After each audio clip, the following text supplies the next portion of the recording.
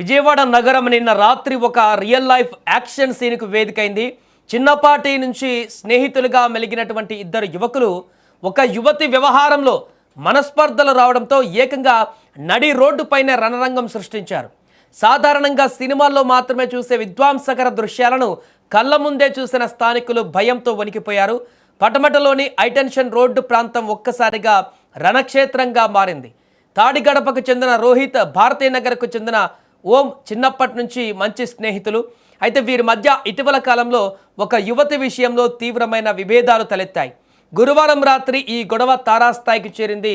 ఓం తన తార్ జీప్లో పడమట RR garden వద్ద ఉన్న రోహిత్ను వెతుక్కుంటూ అక్కడికి చేరుకున్నాడు. రోహిత్ ఉన్న చోటికి వెళ్ళిన ఓం తన వాహనంతో రోహిత్ వాహనాన్ని బలంగా ఢీకొట్టాడు. దీంతో ఇద్దరి మధ్య మొదలైన వాగ్వాదం క్షణాల్లోనే రోడ్డు మీద యుద్ధానికి దారితీసింది. ఈ ఘటనలో ఇద్దరు ఏమాత్రం తగ్గలేదు. ప్రాణాలకు తెగించి ఒకరి వాహనాన్ని మరొకరు ఢీకొట్టుకుంటూ 100 మీటర్ల మేర రోడ్డుపైనే వాహనాలను ఈడ్చుకుంటూ వెళ్లారు. ఈ ఘర్షణలో వాహనాలు ధ్వంసమైన వారి కోపం చల్లారలేదు. వాహనాల నుంచి బయటకు వచ్చిన యువకులు తమ చేతుల్లో ఉన్న రాడ్లతో ఒకరి కారు ఒకరి అద్దాలను మరొకరు పగలగొట్టుకున్నారు. అటుగా వెళ్తున్న వాహనదారులు, పాదాచారులు ఈ దారుణాన్ని చూసి ప్రాణాలు అరచేతిలో పెట్టుకొని పరుగులు తీశారు.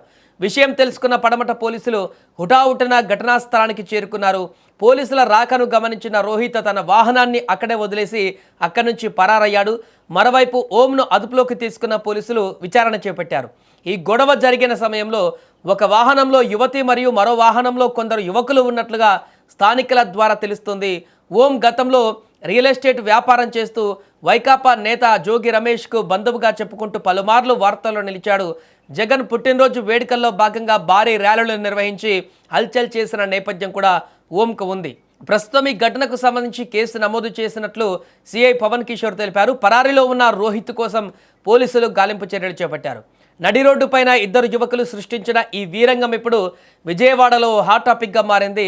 కేవలం వ్యక్తిగత కారణాలతో నడి రోడ్డుపై వాహనాలతో రచ్చ చేయడం పైన ప్రజలు ఆగ్రహం వ్యక్తం చేస్తున్నారు.